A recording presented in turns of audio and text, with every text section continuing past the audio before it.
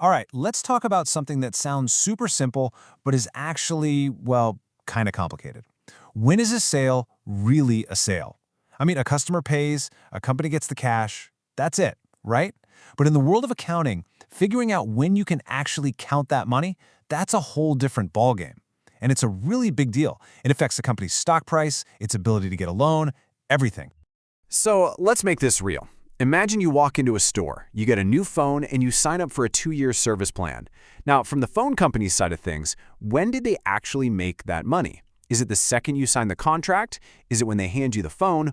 Or do they have to wait 2 entire years to count it all? This little puzzle is exactly why we have rules for what we call revenue recognition. To figure this out, we have to start with the one rule to rule them all. This is the core principle behind everything.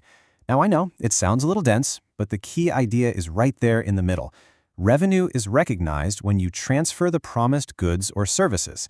It's not about when the cash shows up, it's about when the company actually makes good on its promise to you, the customer. Okay, so how do we take that big idea and apply it to our phone example? Well, lucky for us, there's a universal framework that companies all over the world use. It's a really clear 5-step model that walks us through the entire process, from the initial deal all the way to booking the revenue. And here it is. This 5-step model is going to be our roadmap for the rest of this explainer. We're going to go through it piece by piece to solve our puzzle.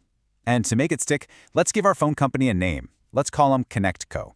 We'll apply every single one of these steps to their smartphone bundle sale. Let's dive in. Before a company can even dream about counting revenue, it has to answer one fundamental question. Is this deal even real? Is it a legitimate contract? That's what step 1 is all about. So looking at our roadmap, we're starting right at the top. Step 1, identify the contract with the customer. This is the foundation for everything else because, if there's no valid contract, there's no revenue to recognize. Simple as that. So what makes a contract legit in the eyes of an accountant? Well, it has to tick a few boxes. Has everyone involved actually approved it? Does the deal have a real business purpose? Are all the terms, like rights and payments, spelled out? And here's the big one. Is the company pretty sure it's actually going to get paid? With our ConnectCo example, when you sign that agreement, it checks all these boxes. The deal is real. All right, we've confirmed we have a real contract. The next 3 steps are all about taking that contract apart to see what's inside. We have to figure out exactly what was promised, what the total price tag is, and then how we carve up that price for each of those promises. So, back to our roadmap, we're on to step 2. This is where we identify the performance obligations.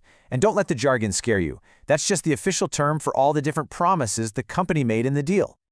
Yep, a performance obligation is just a promise to deliver something specific and distinct to the customer. And here's where it gets interesting for ConnectCo. They didn't just make one promise, did they? Nope, they made 2. First, they promised you the physical phone itself. And second, they promised you access to their network every month. Each of those has to be treated separately. Okay, 2 promises. Now what? Well, steps 3 and 4 are where we start talking money. First, we figure out the total price of the whole deal, the transaction price. Then we have to allocate that price between our 2 separate promises, the phone and the service. So let's say the whole contract is worth $1,200. ConnectCo can't just make up how to split that. They have to figure out what the phone and the service would each sell for on their own. Let's say in this case, each one is worth $600. So the total price gets split right down the middle, 50-50. And just like that, you can see the deal broken down into its true components. And here we are. This brings us to the grand finale. We've got our contract, we've identified the promises, we've put a price on each one. Now for the moment of truth. Step 5, deciding the exact moment to actually put that revenue on the books. So this is the final stop on our roadmap, and it's definitely the most important. The rule here is that you recognize revenue when, or as a performance obligation is satisfied. This is where we finally get the answer to our big question about ConnectCo. See, a promise can be fulfilled in one of 2 ways. For the phone itself, ConnectCo fulfills its obligation at a point in time. That's the instant the employee puts it in your hand. Boom, control is transferred. But for the service plan, that promise is fulfilled over time, little by little, month by month, as you actually use the network. So how do you know if revenue should be recognized over time? The rules give us this handy little checklist. Does the customer get the benefit as it's being provided, like, say, a monthly cleaning service? Does the work create something on the customer's property? Or maybe it's a super customized item that has no other use to anyone else, like a satellite built for one specific client. If any of those are true, you got to spread that revenue out. Okay, pop quiz time. Let's see if this is making sense. A basketball team sells $3 million in season tickets. The season is 6 months long, from November to April, but their financial year ends on December 31st. So, how much revenue should they report in that first year? If you said $1 million, you nailed it. The team is delivering the service of basketball games over the entire season. They're fulfilling their promise to the fans game by game. Since only 2 of those 6 months, November and December, are in year 1, they can only recognize 2/6, or 1/3 of the total money they brought in. Now let's look at the other side of that coin. When do you recognize revenue at a point in time? It's all about when control has clearly passed to the customer. And here are the signs you look for. Does the customer have legal title? Do they have physical possession? Are they now the one taking the risks if it breaks? Have they accepted it?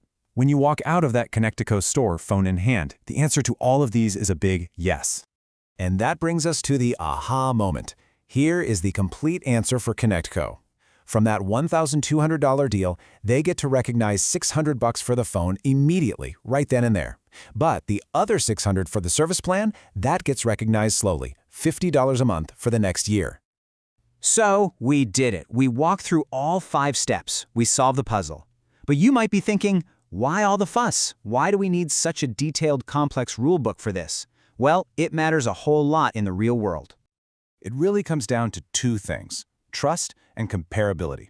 When every single company is playing by the same 5-step rulebook, investors can look at the revenue number for company A and company B and know they are comparing apples to apples. It creates a level playing field, and it means we can trust that the numbers reflect what's actually going on.